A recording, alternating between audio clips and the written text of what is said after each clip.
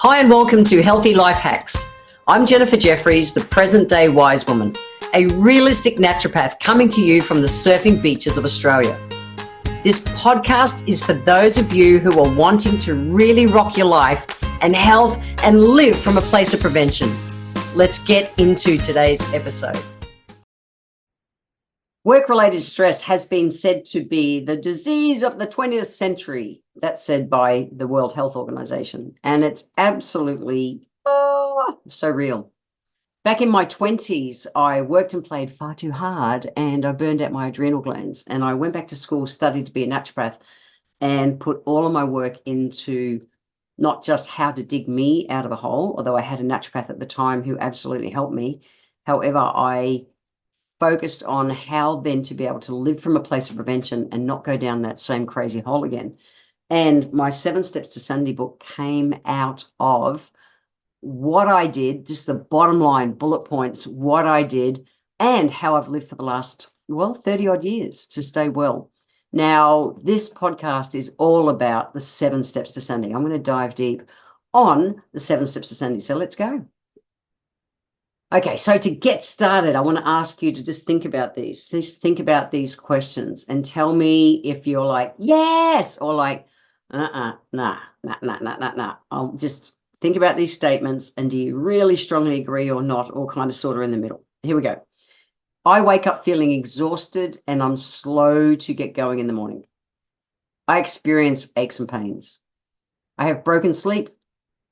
I get headaches at least monthly.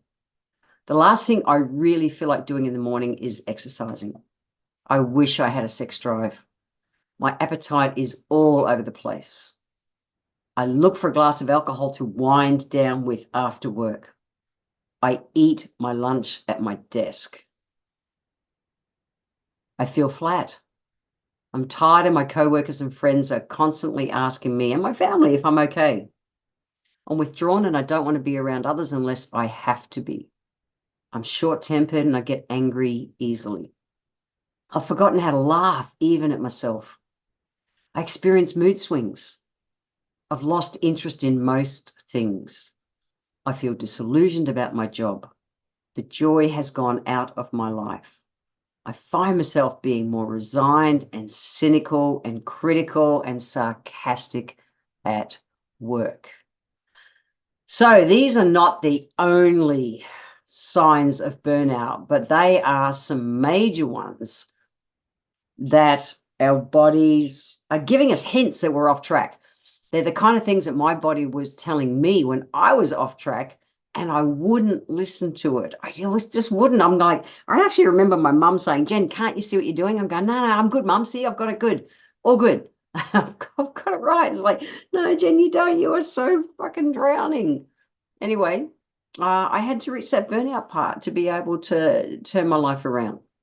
So I want to touch briefly on, and I go through this obviously a lot more in the book, but the bottom line thinking behind what I approach in this book is that we've got to look at things physically and emotionally.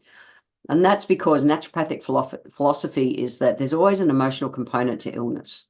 And we say there's like this triangle of health. So the triangle of health, there's 3 points. First one is your attitudes and beliefs. And this is all the stuff we get from our parents, our family, our environment growing up. You know, if mum was an external expresser of stress, well, you probably, deal with stress the same kind of way. Or how we show up to life, we repeat. We repeat until we grow up and then think, oh, I can do this a bit different. So that tends to always be part of the triangle. The second is a physical situation. This is the thing. If I'm walking down the street and someone sneezes in my face, the snot globules of goobers that come through the environment and come into contact with me, that would be considered the physical thing to help me get sick. Okay. Or the situation, it can be like a stress at work, a stressful workplace works the same way. But then there's the emotional state. And the bottom line is if we can just be truly happy on the inside, all that physical stuff and circumstantial kind of stuff that we come in contact with won't tax us. It just won't tax us. The problem is we are emotional beings and we have to look at that emotional state as well. So the 7 Steps to Sanity is kind of a combination of some physical stuff and some emotional stuff. And I've, lived this path the last 30 odd years. And there's a lot more than this just is here. And are there more than 7 steps to sanity? Yes. But if I say, here's the 743 ways to stay well, you won't do anything. You won't do anything. So let's just start on the basics. Okay.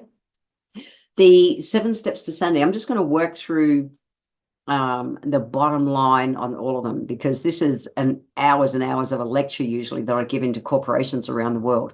But I just want to give you the good core basics, because what I know is if we do the core basics, 80% of life works properly. So here we go. The very first step to sanity is to respect yourself. Step 1, respect yourself. If we don't start looking after us, self-care, all those things, learning to say no, if we don't be nice to us, how the hell can we even continue? How the hell can we expect other people to be nice to us too? And it's not about being nice. It's about respecting your time. We are important. And I see people going, yep, I'll do that, I'll do that, I'll do that. And then they give themselves a hard time for it. Well, that doesn't help anything. It really doesn't help anything. We all need to learn to say no. Or own that we said yes. So if you choose to say yes, fucking own it. Own it. So, yep, cool, got it, off I go. If you're going to say no, if you're going to say yes and then give yourself a hard time, guilt trip, well, that's worse than anything else you can do, because guilt moves our body physically, and negative emotions like guilt move our body physically out of the alkaline corridor faster than any crap food will. So this is just a reality. This is a reality check. How are you looking after you? Where are you placing yourself? And it doesn't matter if it's at work or partners or kids or just life. What do you do to look after you? Would you talk to someone else the way you talk to yourself? Ooh, that's a big one. So many people are so tough on themselves. I know I used to be like insanely tough. It didn't help. We have to put the oxygen mask on us first. We have to look after us first. And I have found through all my experience working with thousands and thousands and thousands and thousands and thousands of people in clinic over the years and with health around the world, the place to start is to learn to say no. No, I can't do that. And what I know is that when we speak from our heart, we speak the truth. So someone, you decide you're going to get, your shit together, so to speak. You're going to start looking after your health and eating properly and stuff. And people say, hey, do you want this candy or do you want this cake? You can go, no, thank you. I'm choosing to look after my health. Yeah, that's a big concept. I remember when I gave up alcohol, I was a full-on alcoholic in my 20s and I got sober at 26. And I remember people would say, hey, do you want a drink? Because people only ever knew me to drink. And I just went, no, thanks, not drinking. And I'd have a soda water in a nice glass. That was it. So it's about respecting yourself. Now, it might be that people dump stuff on you at work. Hey, do this. And you go, yay, because you think, if I don't, I'm going to lose my job. I get it. However, you taking it on, giving yourself a hard time and doing a crap job about it because you're resentful you didn't want to be doing it, it doesn't help the business. It doesn't help you. It doesn't help anything. So take a breath. When we take a breath, we can move from reacting to responding. Just a breath. That's all it needs to be. Start there. Take a breath and respond the way you truly want to versus, reacting and just going, yep. Now, if you still choose to say yes, great. Get that it's a choice and own it. Get your head around it so that it's not going to go taxing you. That's the bottom line on step 1. Step 2 is feed your body. Now, there is so much in this one. This is that I'm actually going to give you all. If you want, you can go to my website, www.jenniferjefferies.com, JENNIFERJEFFERIES.com, and you can download the whole chapter from this book. Yes, you can, for free. I've made it as an ebook just to make it simple for you. So go and download that. But I'm going to give you the high overview in this today. And is there more than what is in this chapter? Yes, to nutrition. But again, I want to give people the core basics. If we can get this right, the rest works. So when stressed, I found, I surveyed some busy corporates, and I found that when they were stressed, that 67% went to stimulants. And this is the baby boomers, my generation. We go to tea, coffee, alcohol, chocolate, things like that. They're all stimulants. Where the young'uns, they're going to comfort foods. And the thing they're going to is, sadly, refined and processed carbs. And it's interesting that type 2 diabetes is through the roof. And it's the younger ones where it is. It's just so bad. I don't know where these kids are going to be in another 20 years' time. You know, people who are in their 20s and that, the obesity is off the scale. And they're eating, when they're stressing out, they're going for refined and processed carbs. And when we're off track like that, we're outside the alkaline corridor, we just keep craving more crap. We've got to do things to get back inside the alkaline corridor. And that's what everything in this book is about. When we're in the corridor, the majority of the time, we crave good food. Yes, we do. So food. If you go to the show notes, which you get at www.healthylifehacks.com.au, that's where all of the show notes always are for every episode, right back to the start. If you go there, I've got the diagram which shows that the food triangle, we see it as a square. And you'll notice the thing around the outside of the square is water. The most important thing we do all day is have water. Our body's like 70, 80% water. So it's simple maths. We need 33 ml per kilo per day of water. Yes, we do. That's it. And that's water counts as water. Herb tea brewed for herb tea counts as water, and green tea brewed for less than a minute counts as water. Regular tea doesn't, scotch and ice doesn't, soft drink cordials, any of those kind of things, they don't. Water's water. That's it. And watch the ice. Okay, so I know I've got a lot of North Americans who listen to this, and they're big ice fiends. Ice just puts the fire out in your belly, and it stops you uptaking nutrients. So stop doing the ice. It's not going to help. The next one that we want to really, we've got the next one, we need good quality protein. And I've done podcasts on the fact that, you know, really I'm 62, nearly 63. We're pretty much all women over 50, well and truly should be aiming for at least 100 grams of protein a day. So go and check out that podcast and those show notes where I've got a whole list of your best sources of proteins and all about proteins. But we need good quality protein with each meal, and protein pacing is having a little bit of protein consistently through the day. It's not just sit down to a great big meal of protein at night. We need all the colors of our fruit and veg. We do. And it's been shown that to feed our gut microbiome, we want to be having at least 30 different fruit and veg every single week, preferably every day. Sadly, the statistic is that most people have about 10. That's a shocker. That's a shocker that they're doing that. And then that's why their immune system's attacked, they're bloated, their body just doesn't work. They're not having the variety of fruit and veg and legumes, nuts and seeds, things like that. So, and beans are great. So just think about really mixing it up. How can you get more, you know, little bits of more kind of foods in every single meal? That's gold to your overall digestive system health. We need good fats. We need good fats, and the good fats are more omega-3s. Majority of the population, sadly, well, we're meant to have about 4 parts good fats to 1 part crappy fats. Crappy fats are your saturated fats, so meat and dairy. Sadly, the Western population, it's 10 parts saturated fats to 1 part good fats.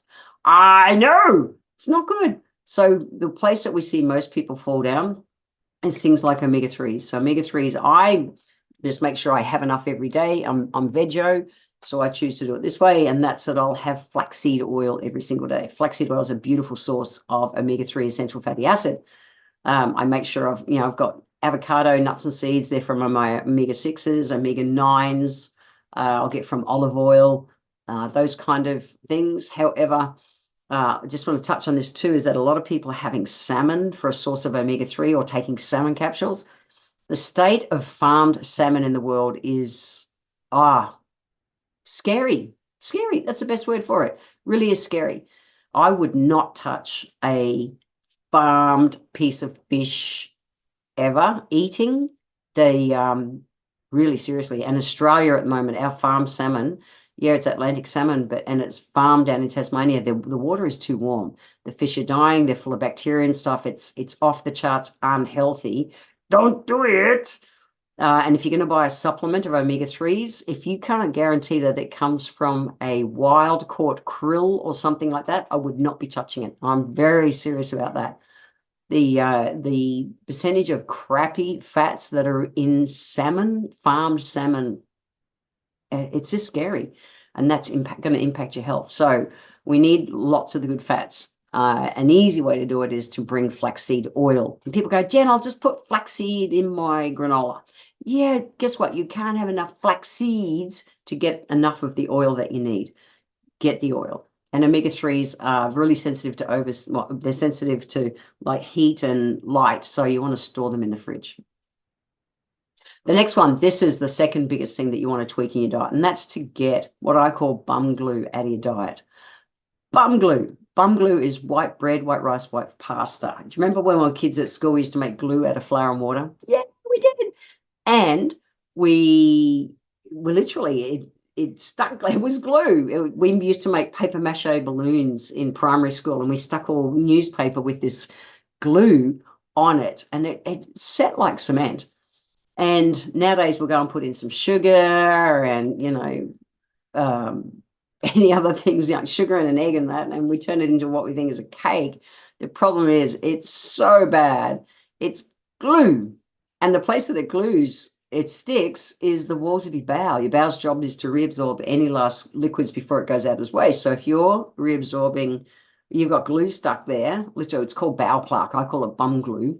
But if we've got bum glue there, we absolutely are reabsorbing toxins. And so many people who get skin conditions, toxins can't come out through your poos and pees, that come out of your skin, or headaches. There's so many things that are happening just because people are having refined and processed white bread, white rice, white pasta.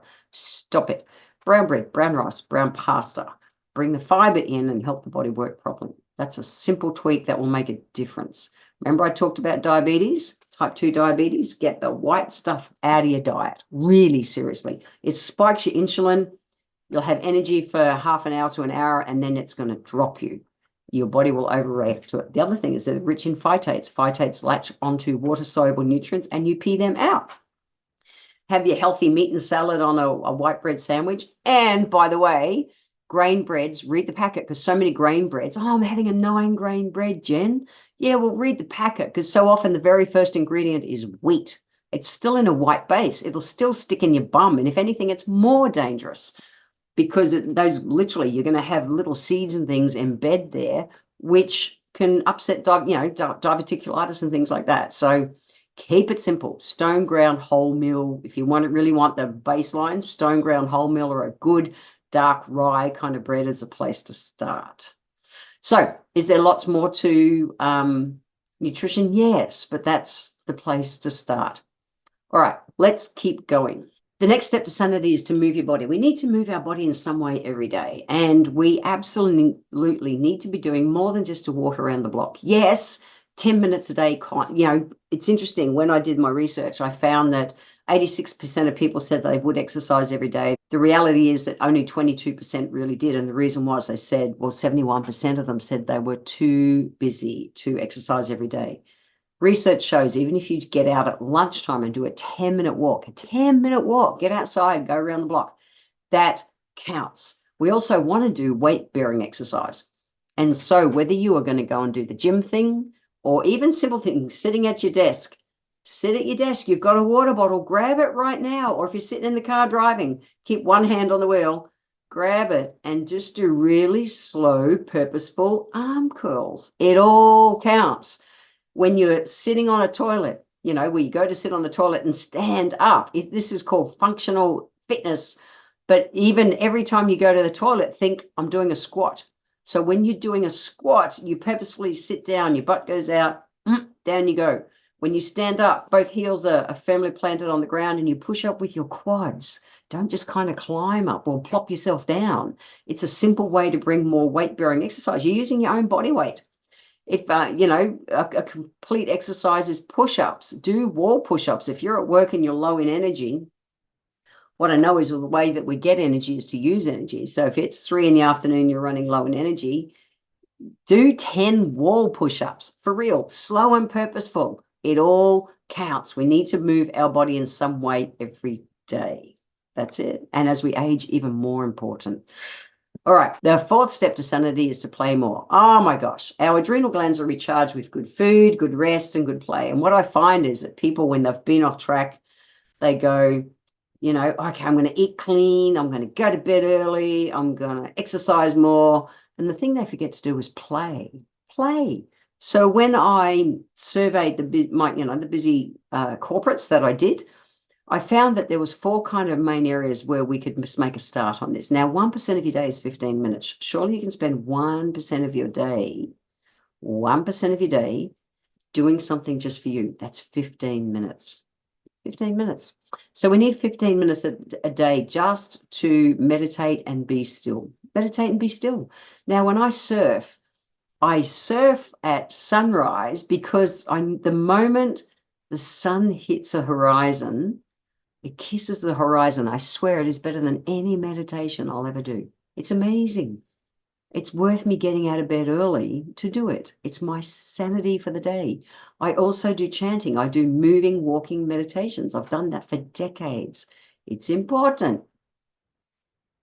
We need to keep educating ourselves, 15 minutes a day to educate ourselves. But this is not work stuff. So this is me learning Spanish. This is me learning to play ukulele. Do something that you can learn that's in a playful way. Important. It helps to recharge our adrenals. We want 15 minutes a day to play with yourself. Now, that's whatever you want it to be. But the bottom line is, if you've got kids or a cat, you're probably going to get 15 1-minute blocks. I've got a new puppy, same thing. It's like every time you shut the door, they're there going, hey, mum, mum, mum, mum, mum. It's like, oh, come on, just give me a little bit of peace. We need it. I know it's worth my sanity to end the day with a bath versus a shower for that little bit of extra peace. How well do you think I sleep at night when I do that compared to just having a quick shower and crawling into bed? Come from a place of prevention. That's what biohacking is. Come from a place of prevention. It's naturopathic thinking. And we also need 15 minutes a day to play with someone that we care about. Now, how long since you have truly looked your partner or your kids, someone you care about in the eye and gone, hey, and just looked at them and had a chat? It's like people don't nowadays. They go, yeah, Jen, it's good, families around at night. Yeah, but you're not present. You're not present. How do you feel when you can tell someone is really listening to you? Like you feel pretty damn lit up. Problem is, people don't listen. They don't. They're not present. They're there. They're on their phones or they're doing something else. What if you actually, when you went home tonight, just looked your partner in the eye and said, hey, how you doing? Now, you're probably going to freak them out because you haven't looked them in the eye for so long. And it's not a staring contest. And don't go home and look at your watch and say, Jen said I have to do this for 15 minutes. That would be really weird. But just start. And if it's 15 1-minute blocks, that when you're talking to anyone, stop, be present, put your phone away. Put your phone away, put it in your pocket, put it on your desk, put it somewhere. Be present. That stuff lights up our adrenal glands. We need to feel heard. We also need to be needed. You know how good you feel when someone lets you help them. So stop being selfish and be present with other people. It's important. It's a big step that people miss. That's why it's in the book. Okay, the next one. The next step to Sanity is a big one. It's the get a life. The step 5 is about we have to get a life. And that's because in Chinese medicine, we say you're born with a certain amount of qi, a certain amount of life force. And when you run out of qi, you die. And every day we're spending a bit of qi, putting a bit back in. We're meant to put it back in with great quality sleep. Doing broken sleep between 2 and 4 a.m. tells us your cortisol's too high. You're not going to bank it properly. And when we run out of qi, we die. And that's, there's this thing called general adaptation syndrome. And for me, my body was giving me every hint I was off track, but I wasn't listening. I found this definition of what stress was by a guy by the name of Lazarus, and I love it. It's my favorite. And so he says that stress is when the demands exceed the personal and social resources the individual is able to mobilize to adapt to the conditions. Oh, yeah, that's it. Stress is actually good for us. Too much stress consistently is not good for us. It's the kids going, mum, mum, mum, mum, mum. It's too many bloody emails at work. It's the traffic commuting. It's just life.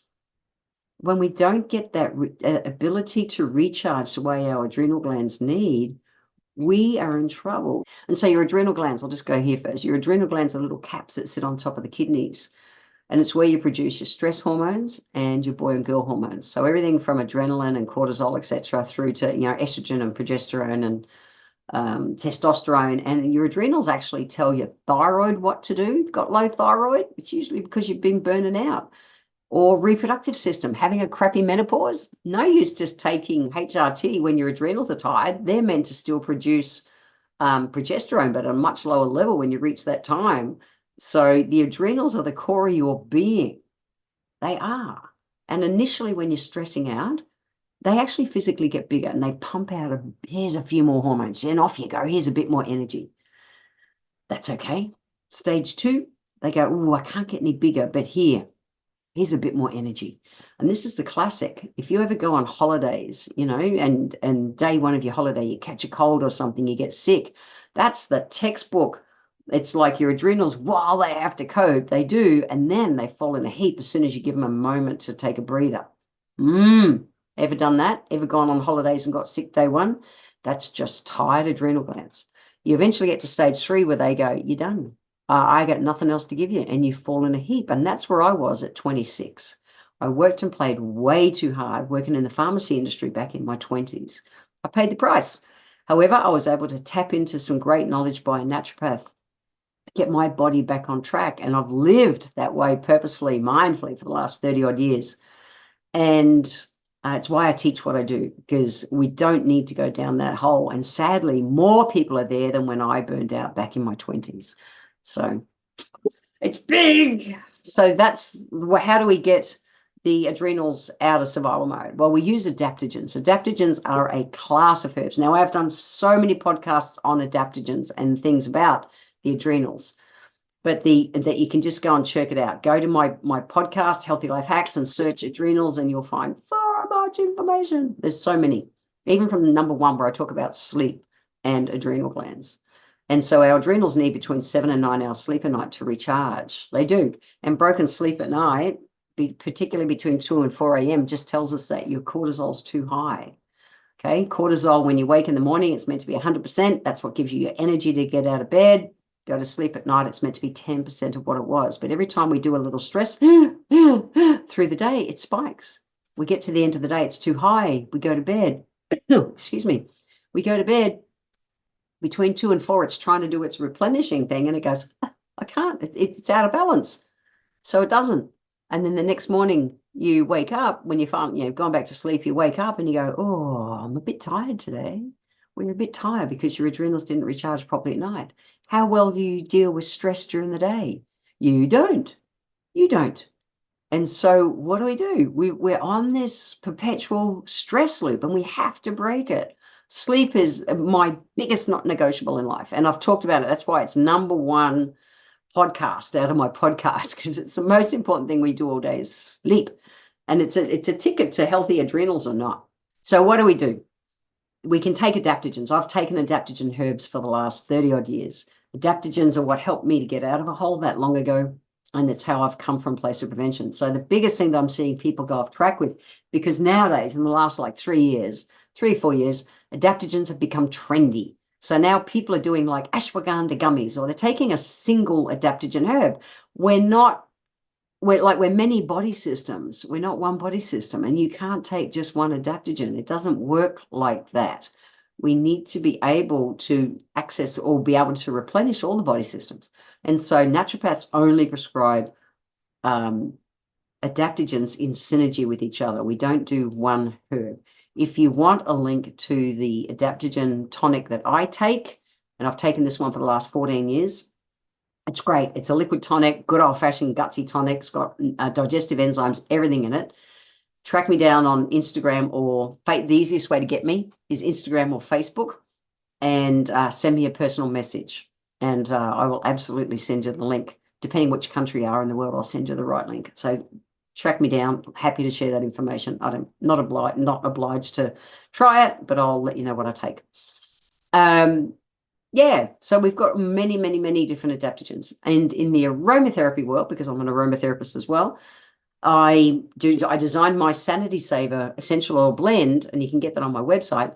But I designed that for my go fastness. I go so fast and I just need to stay grounded and have my body to be able to keep up with me. Two of the main ingredients, vetiver essential oil and geranium, bourbon geranium, are essential in that blend to help keep me, in balance. So whether you're into herbs or aromatherapy or just want to at least give them a go, chuck me a message. Happy to help. Okay. Okay, so step 6 is about doing it now. It's interesting. One area, a big area, and I used to do it too, that we go off track and tax our adrenals is that we procrastinate. And what I know is that we only procrastinate on the stuff that we don't want to do. The stuff we want to do, like right now, if the surf was pumping, I'd be there. I'd be there and be leaving this podcast to record later. It's human nature. We only procrastinate on the stuff we don't want to do. So I learned when I was in the army, I was 17, I joined the Australian Army, and I learned that discipline was just doing the opposite of what I felt like doing. Discipline was just the opposite of doing what I felt like doing. Lucky today, the surf is crappy right now. Otherwise, I might be there, but I wouldn't, because I know to fit my schedule for putting out podcasts, I need to record this today. And so the opposite is, imagine it was a gorgeously sunny day. I'd say to myself, well, I want to go for a surf. However, I also know I need to get this podcast recorded to be able to fit my schedule. And so I know going for a surf would be short-term fun, long-term stress, because I know this would upset the schedule, versus having the discipline, the self-discipline to sit, record the podcast, and then go for a surf. Even if I got to go for a shorter surf, a half an hour versus an hour or something, it would still count. So I tap into my discipline. It doesn't matter what it is, whether it's work stuff or housework or gardening, anything. I just think, like, the classic is people getting out of bloody bed in the morning. You think, oh, I'm going to get up tomorrow morning at whatever time, and the alarm clock goes off and you go, no, I won't. I hit the alarm, you hit the snooze button. Well, that's not going to help. It's not going to help, because what happens is you have 1, 2, or 3 snooze buttons or something. You eventually get your bum out of bed. You're running late and you give yourself a hard time. Remember that I said that negative emotions like guilt are more taxing on your body than just doing the thing in the first place.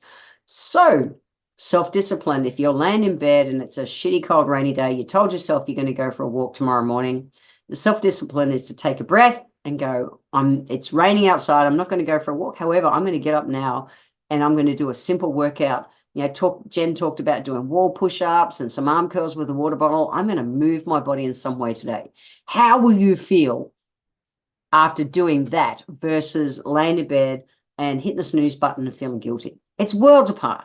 And that's why I talk about, coming from a place of prevention. Set yourself up for success and just know that self-discipline is actually easy. It's just doing the complete opposite of what you feel like doing. Oh, I know. Is that crazy? Anyway, the last step to sanity. The last step to sanity, and like I said, there's more than 7 steps to sanity, but the last step to sanity is to actually chill out. So when I surveyed my busy corporate people, I found that only 6% of people thought they were getting life right. 6%. That's pretty damn scary. That's pretty damn scary, that they thought they were struggling and had no clue where to start. And generally it was because they thought, I just don't know where to start. It's all why I wrote this book. These are the core basics. Start here. Don't even try and do them all at once. Just do one thing and really cement it in this week, and then build on that. Celebrate the little wins. Keep moving forward. That's how you'll get longevity in anything. But we need to chill out. We need to chill out. And so some simple ways to be able to chill out are obviously, treasure your sleep. That's one. Non-sleep deep rest is showing in more and more and more studies to be so beneficial. So non-sleep deep rest comes from things like meditation. It comes from things like the relaxation you do after a yoga session. It's about not being asleep. It's being in that restful state, not reading a book and doing stuff, just seriously being, whether it's a guided visualization, yoga nidras, shavasanas, those kind of things that help us replenish. Other ways are just with our breath. I love that breathing has gotten so much exposure. Step 1 to sanity was to remember to breathe. The body doesn't know the difference between excitement and fear apart from the way we breathe. It is our body. If we're stressed, we're breathing short and shallow, we're tense. all that kind of stuff. Versus if we're really excited, the adrenals are working the same way. The only difference is how you breathe. You breathe deeper and more peacefully, and your body doesn't go into fight and flight. It stays calm. So our breath is the key to everything. So there's so many free kind of breath things you can just do online nowadays. Really important to mindfully. And if you get a chance, read the book Breathe by James Nestor. Amazing, super cool book. It takes you through all the different benefits of nose breathing versus mouth breathing. Lots of cool exercises. And while I think of it, if you're in the depths of stress at work, the way you can chill the vagus nerve, which has been activated the fastest, is to take a big sniff and then top it up with another little bit and then breathe out twice as long on the way out. And I talked about this in the last podcast where I talked about breaking the stress loop. So it's just like,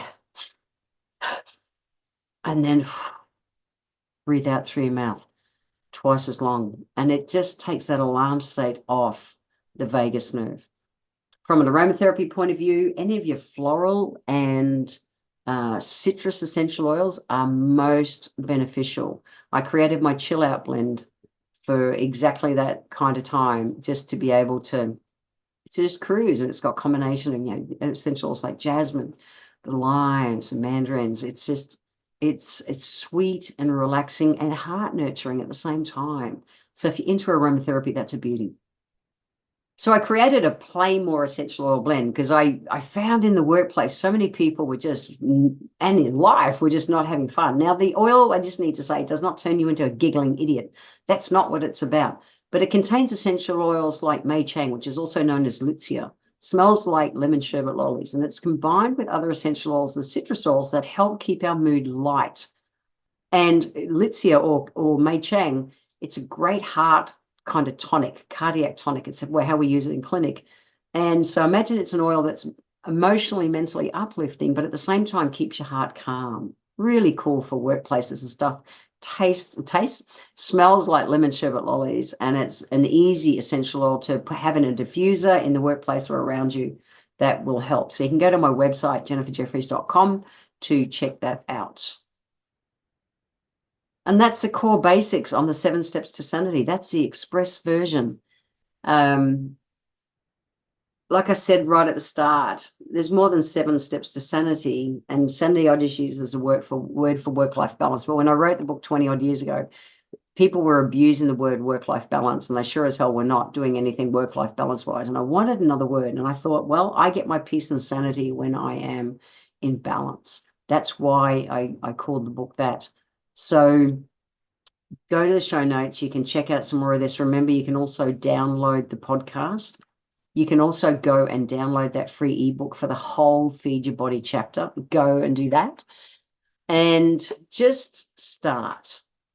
The secret to success in anything is to start. And like I said in the very last step, the 7 steps, the 7th step is to chill out, because I found only 6% of people thought that they were in balance, and the bottom line was they didn't know where to start to get into balance. So these are the core basics that I did to get myself out of a hole decades ago, and how I've lived from a place of prevention. I've biohacked my life for the last 3 odd decades to stay strong, fit, and healthy. And I am, I'm bloody 62, and I wish people had the energy, the vitality, that juiciness for life that I have, because it's meant to be.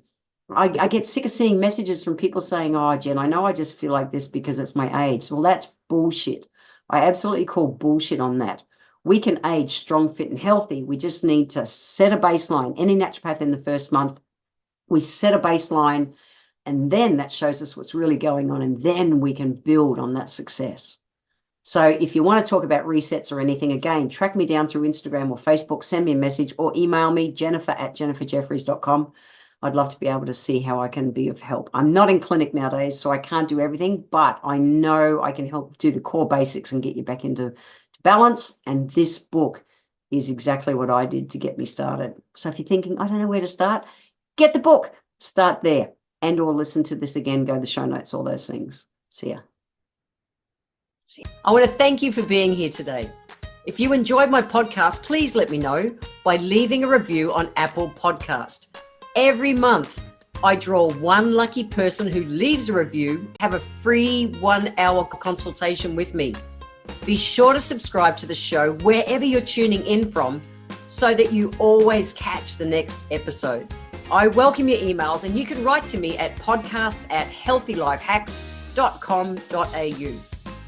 Until next time, remember, when it comes to life, live it, love it, and get on with it.